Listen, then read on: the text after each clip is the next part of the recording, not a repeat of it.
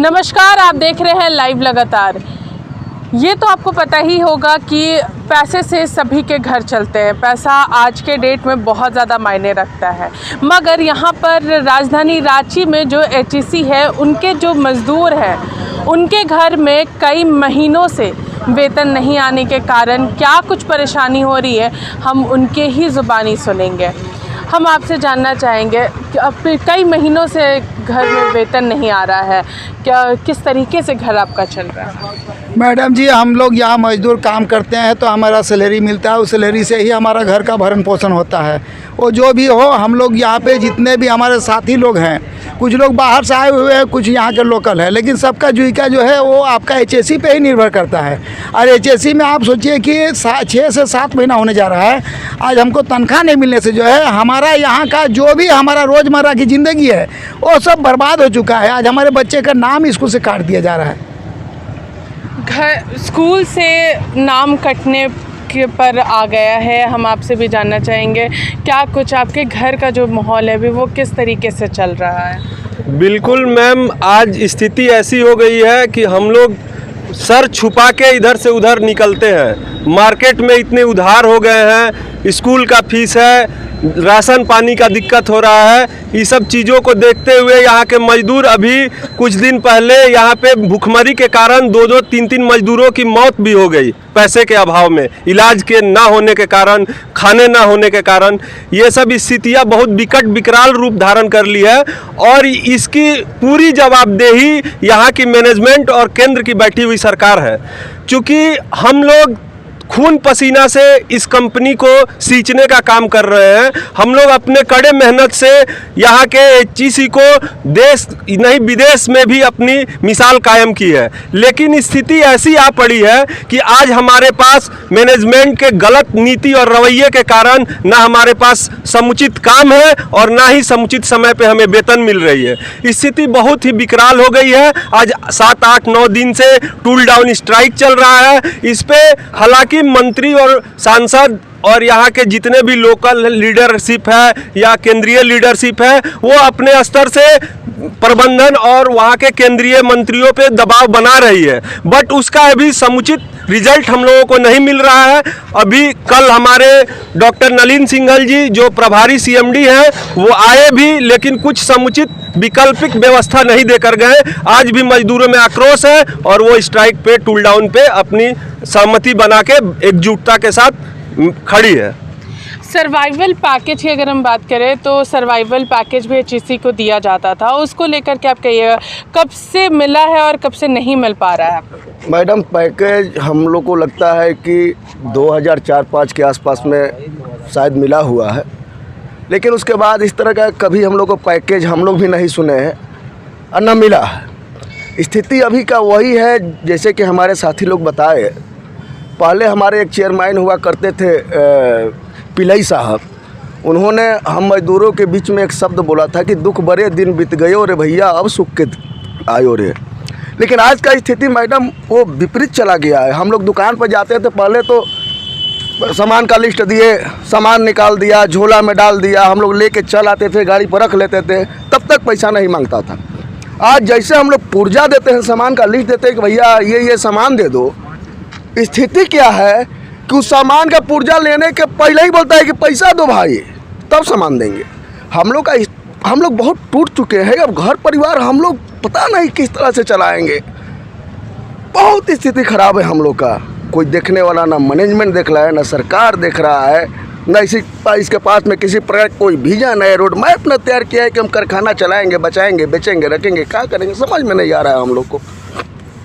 अगर हम बात करें स्मार्ट सिटी की, तो वो उसके बारे में आप क्या कुछ कहिएगा? आप लोगों का बहुत बड़ा योगदान है उसमें। हम लोग का मजदूर के बीच में पहले से ही ये चर्चा है, अगर यहाँ स्मार्ट सिटी बनेगा, ये कारखाना बचेगा कि नहीं बचेगा। आज वही स्थिति पे हम लोग आ गए।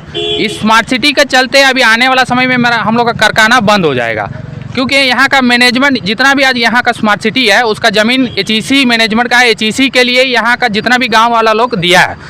आज ये मैनेजमेंट और इसका पहले वाला सरकार बहुत सस्ता दाम में ले लिया यहाँ का एचईसी मैनेजमेंट से। अगर आज का मार्केट रेट से सरकार लिया होता है, कम से कम हम लोग को HEC के लिए कुछ पैसा मिलता है। आज बहुत सस्ता दाम में ले लिया, अब उस स्मार्ट सिटी के चलते यहाँ HEC भी बंद होने का रास्ता में धीरे धीरे जा रहा है। 2014 में मोदी जी यहाँ आया, उस समय बोला है HEC भविष्य के लिए हम बहुत कुछ करेंगे, विदेश का फैक्ट्री जैसा यहाँ का बैटरी को हम बनाएंगे। आज तक 7 साल हो गया, आज तक मोदी जी इस कारखाना के ऊपर नज़र भी नहीं दिया। यहाँ का सांसद तो बार बार वहाँ जा रहा मिलने के लिए, एक दिन भी टाइम नहीं दे रहा। मोदी जी इस कारखाना, ये मदर प्लांट है, इसको थोड़ा अपना दिमाग में रख के इसको कुछ सर्वाइवल पैकेज देना चाहिए, नहीं तो यहाँ का जो भी है बैंक गारंटी तो कम से कम दे दीजिए। कारखाना आगे बढ़ेगा, कारखाना में मॉडिफिकेशन का ज़रूरत है, नया जवान काम करने के लिए यहाँ तैयार है, बस मॉडिफिकेशन। आज का टेक्नोलॉजी वाला मशीन नहीं है, यहाँ 60 साल 70 साल पुराना मशीन है, हम लोग कितना काम कर सकते हैं, हम लोग से नहीं हो पा रहा है। मशीनरीज को बदलना जरूरी है, तब ये मार्केट में सस्ता प्रोडक्ट भी HEC बना सकता है। पुराना मशीन के चलते यहाँ पर जो भी सामान HEC बनाता है उसका थोड़ा महंगाई होता है, उसके चलते मार्केट में वो नहीं टिक पा रहा है। आप लोगों के पास नए, आप लोग मांग कर रहे थे नए CMD को लेकर के, उसको लेकर के आप क्या कुछ कहिएगा? हमें परमानेंट CMD चाहिए जो कि एक विज़न और एक सही नीयत से हम मजदूरों के बीच आए। तो चूँकि हम लोग कड़े मेहनत करने के लिए आतुर हैं, यहाँ का एक एक मजदूर 100 मजदूर पे भारी पड़ सकता है, अपने काम से कभी पीछे नहीं हट सकता है, लेकिन यहाँ की प्रबंधन इन मजदूरों के लिए गलत नीति अपना के बैठी हुई है, सही समय पे वेतन का भुगतान नहीं देती है। हम काम करने के लिए 24 घंटे तैयार हैं, लेकिन ये काम लेने और लाने में असफल हैं। हम इनसे भी बात करेंगे। आप लोग देश के लिए चीज़ें बनाते हैं और आपको सरकार की तरफ से ये सहयोग नहीं मिल रहा है। हाँ, निश्चित तौर पर हम इस देश के लिए बहुत सारे निर्माण करते हैं, जैसे रक्षा क्षेत्र में, कोयला खदान के क्षेत्र में और भी इंजीनियरिंग संस्थानों के क्षेत्र में हमने बहुत सारे कीर्तिमान स्थापित किया है। आपने सुना होगा कि APJ अब्दुल कलाम यहाँ पे आए थे और उन्होंने इस कारखाना को विजिट किया था। उन्होंने जब 98 में पोखरण वाला जो टेस्ट हुआ था, सारा इक्विपमेंट हम लोग यहीं से बना करके देके गए थे। तो हम लोग निश्चित तौर पर अभी जो इसरो का जो काम हो रहा है, आकांक्षा का जो काम हो रहा है, ये सब बहुत गोपनीय काम है और इसमें हम यही कहेंगे कि चंद्रमीन मिशन जो हमारा मून मिशन जो हुआ था, उसमें चंद्रमा के लिए जो हमने जो लॉन्चिंग पार्ट जो बनाया था वो हमारे यहाँ से बन के गया था। तो हम ऐसे बहुत सारे उपकरण बनाते हैं और हम यहाँ सुई से लेकर के जहाज़ तक का निर्माण कर सकते हैं। और आज की स्थिति में कारखाना की जो स्थिति है, ये देश के राजनीतिक संगठन जो हैं उनके नीतियों के कारण ये हरास में आया है। याद होगा कि कांग्रेस की एक बार सरकार थी, 91 में एक उदारीकरण की नीति आया था। उदारीकरण नीति के समय में एक कानून आया कि जितने भी सार्वजनिक प्रतिष्ठान हैं उनको कोई रिवाइवल पैकेज नहीं दिया जाएगा। तो इन सभी ऐसे नीतियों के कारण ऐसा हो रहा है। और आज की जो वर्तमान सरकार है, मोदी जी की सरकार है, और वो भी मतलब स्पीड का चेंज का अंतर है। कभी कांग्रेस 60 का स्पीड में घूमते थे, तो बीजेपी वाले 180 के स्पीड में चल रहे हैं। तो देश की जितनी भी संपत्तियां हैं, सार्वजनिक संपत्तियां हैं, इसको निजी पूंजीपतियों के हाथों में सौंपने की पूरी तैयारी है।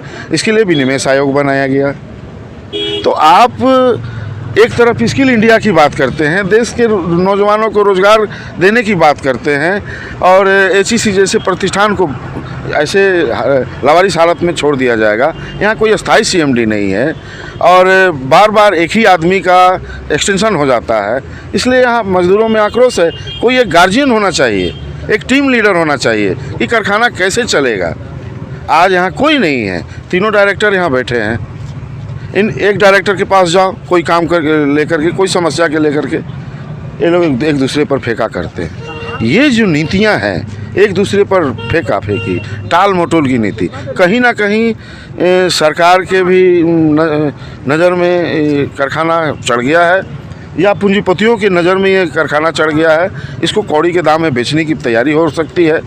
तो हम लोग मजदूर आक्रोशित हैं, और यहाँ के जितने भी मजदूर हैं 6 महीना से काम कर रहे हैं, बहुत पुराने मजदूर हैं, अपने कामों में दक्ष हैं, और 7 महीना से बताइए किसी मजदूर को तनख्वाह नहीं मिलेगा, उनके घर का अन्न और दाना, चूल्हा चौकी कैसे चलेगा।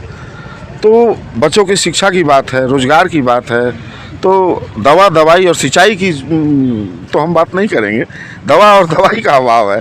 इसलिए हमारे मजदूरों में आक्रोश है और हम लगातार लड़ेंगे और हमारे पास खोने का कुछ समय है नहीं और हम मजदूर वर्ग से बिलोंग करते हैं और हम तब तक लड़ेंगे जब तक हम अपने मंजिल की ओर न पहुंच जाए। देखिए, तो ये लोग हमेशा से ही आंदोलन कर रहे हैं, चाहे अपने वेतन को लेकर के हो, चाहे एचईसी को बचाने को लेकर के हो। हमेशा से ही एचईसी इन सारी चीज़ों में घिरा रहा। कभी पूरे फैक्ट्री को बंद करने की बात आती है, कभी वापस से शुरू हो जाते हैं। सर्वाइवल पैकेज की अगर बात करते हैं 2004-2005 के बाद जैसा इन्होंने बताया कि नहीं मिला है। तो और अगर स्मार्ट सिटी की बात करें तो उसको भी सरकार ने जिस तरीके से बेचा है वो भी खुद यहाँ के जो मजदूर हैं वो बता रहे हैं, और जो इनका घर है वो भी उसी तरीके से चल रहा है जहाँ पर पैसे नहीं है, कुछ नहीं मिल पा रहा है। तो ये बहुत बड़ा सवाल है यहाँ पर। हम आपसे भी जान लेते हैं कि क्या कहिएगा, जो पूरे एचईसी के मजदूर हैं वो लोग लगातार प्रदर्शन कर रहे हैं, हमेशा से ही अपने वेतन को लेकर के भी लड़ाई लड़ रहे थे। जी हाँ, अभी हम लोगों का करीब वर्कर का 7 महीने का और अफसर का 8 महीना का वेतन बकाया चल रहा है। मज़दूर अपना पूरा 100% दे रहा है, लेकिन प्रबंधकीय दोष के चलते ये परिस्थितियाँ उत्पन्न हो गई है, जिसका मज़दूर कहीं से दोषी नहीं है और ये ऊपर वाले कहीं जो प्रबंधन है और केंद्र सरकार का भी नीति इसमें बहुत हद तक इस स्थिति में लाने के मजबूर करने के लिए उनका भी हाथ है इसमें। एचईसी वर्तमान परिस्थिति में जो आ गया है तो ये एक दिन का नहीं है, पूर्व से ही इसको लागत मूल्य पर भी जो इससे पहले की सरकार थी वो सामान दूसरे को विदेशों में बेचने के लिए विदेशी मुद्रा अर्जित करने के लिए किया जाता था। और उस समय यूपीए की गवर्नमेंट थी, तो जब जब क्राइसिस आता था तो केंद्र से भरपूर मदद मिलता था और उस समय औद्योगिक क्रांति के तहत एचईसी को बसाया गया था और ये एक मदर प्लांट के रूप में है जो कारखाना बनाने का मंदिर है, कारखाना बनाने का काम करता है। और आज परिस्थिति ये है कि उस तरह से काम करते करते ये रुग्णावस्था में आ गया है, इसको एक सहायता की ज़रूरत है। अगर कोई व्यक्ति कोई विशेष मजबूर से गिर गया है तो जब तक उसको सपोर्ट नहीं मिले वो खड़ा नहीं हो पाता है। ठीक उसी तरह से आज केंद्र सरकार इसका जो बैंक गारंटी था 400 करोड़ रुपया का, उसको वापस ले लिया है। दूसरी बात है कि कार्यशील पूंजी का अभाव है, कार्यशील पूंजी नहीं दे रही है। तीसरी बात है कि कहती है वो कि आप अपने संसाधन से जिए या मरे, आगे बढ़े, जो करना है करें। तो एक तरफ तो ये केंद्र सरकार कहती है कि आप अपने संसाधन से जिए या मरे या विकास करें, तो दूसरे तरफ ज़मीन का हस्तांतरण करने का, लीज पे देने का जो है उस पर भी रोक लगाती है कि आप 1 इंच ज़मीन भी किसी को लीज पर भी नहीं दे सकते हैं। तो आप बताइए कि वर्तमान में जब किसी भी तरह का कुछ भी करने के लिए रोक लगाती है, दूसरे तरफ कहती है कि आप अपने संसाधन से आप एचईसी को आगे ले करके जाइए, तो दोनों बात कैसे करती है। एक अगर वैसे ही बात है, एचईसी आज भी सक्षम है, हमारे पास 1800 करोड़ का ऑर्डर है, हम उसको कर सकते हैं, लेकिन उसके लिए हमें कार्यशील पूंजी की चाहिए, मशीनों का आधुनिकीकरण चाहिए, लीज एग्रीमेंट करने के लिए केंद्र सरकार आदेश दे दे, तो फिर देखिए हम फिर से एचईसी का जो गौरव है वापस लेकर के आएंगे और दिखाएंगे। देखिए, तो केंद्र सरकार की बात करें या फिर राज्य सरकार को, अभी सभी लोग कहीं ना कहीं कहा जा सकता है कि एचईसी बंद होने के कगार पे पहुंच चुका है। एचईसी ने देश को कई सारी चीज़ें दी, मगर फिर भी आज एचईसी एक लवारिस बच्चे की तरह यहाँ पर है और इसके ऊपर किसी का भी ध्यान नहीं जा रहा है। तो आगे भी हम आपको दिखाएंगे कि एचईसी के जो कर्मचारी हैं और जो वर्कर्स हैं उनके घरों की क्या स्थिति है, वो भी लगातार आपको ज़रूर दिखाएगा। इसी के साथ देखते रहिए लाइव लगातार। रांची से मैं पूजा, नमस्कार। न्यूज अपडेट के लिए आप हमारे चैनल को सब्सक्राइब करें। आप हमें फेसबुक और इंस्टाग्राम पर भी फॉलो कर सकते हैं। बने रहे लगातार.in के साथ।